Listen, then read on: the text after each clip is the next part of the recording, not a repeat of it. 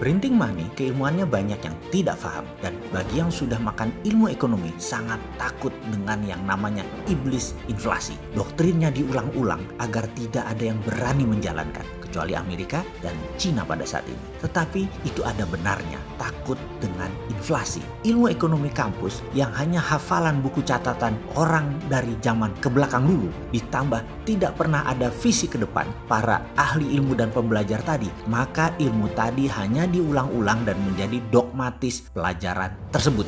Bukan aplikatif, ya wajar saja jadi takut. Sebenarnya bukan takut, memang nggak tahu apa-apa akan dunia nyata ekonomi bernegara. Padahal dalam banyak catatan dunia, pemahaman bapak modern monetary theory Michael Hudson sejak tahun 70-an yang kemudian dianut oleh Cina di tahun 1989 merupakan cerita panjang bernegara dan membangun ekonomi tersebut berbasis MMT. Referensi Michael Hudson ada banyak. Salah satunya adalah bagaimana Jerman membangun ekonomi hanya kurang dari 15 tahun dari tahun 1919 yang merupakan beban berat Jerman kala itu yang kalah Perang Dunia Pertama, di mana Jerman bukan saja jadi miskin namun harus menanggung beban hutang biaya perang yang dibayarkan kepada negara-negara pemenang Perang Dunia Pertama waktu itu. Jerman membangun industrinya dengan printing money, dan di tahun 1936 Jerman ekspansi. Jerman menjadi negara kuat.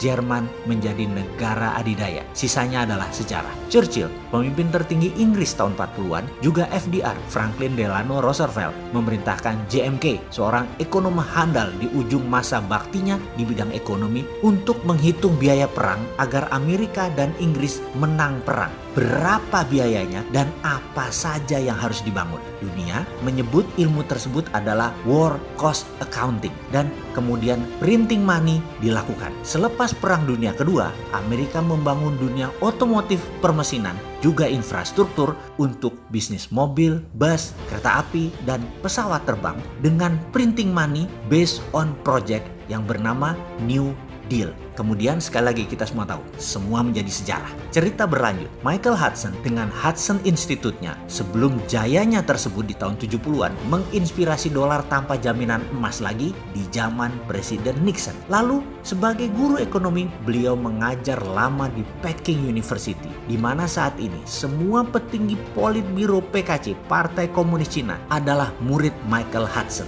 Sehingga ketika The New Tiananmen Papers Protocol dalam tanda petik dijalankan, renminbi menyalip dengan kencang ekonomi dunia hingga sekarang. Dengan berbagai cerita, berbagai sudut pandang, berbagai contoh, sudah mulai pahamkah maksud Bosman ini untuk memprovokasi masyarakat dengan serial video cara cerdas bernegara ini? Walau sering para cebonger kebakaran jenggot, karena si Sontoloyo ini sering menyindir kalimat, terutama yang disindir adalah 4L. Tetapi jujur, tidak ada kebencian sedikit pun terhadap bangsa dan negara ini. Hanya saja kita ingin maju dengan cepat, berdaulat, sehingga semua ilmu yang bisa membuat Indonesia berdaulat sampai ratusan episode ini hanya menjadi jejak sejarah bahwa kaum Sontoloyo serius ingin menjadikan Indonesia terdepan, di depan, melewati Cina, melewati Amerika. Kita punya segalanya untuk menjadi terdepan. Capek saya kalau baca berita, hutang lagi.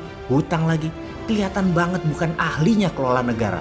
Karena terjadi pengulangan. Mana visinya yang membuat Indonesia memimpin dengan visi out of the box-nya? Sekali lagi, karena kita punya apa yang mereka tidak punya. Karena itu kita bisa menjadi yang terdepan. Hanya mental, keberanian, dan knowledge saja yang perlu ditambahin. Pasti Indonesia berjaya. Saya nggak sabar nunggu 4 tahun lagi. Karena peristiwa saat ini, risetnya global ekonomi ala corona ini disebabkan oleh corona ini. Ini adalah moment of greatness-nya Indonesia.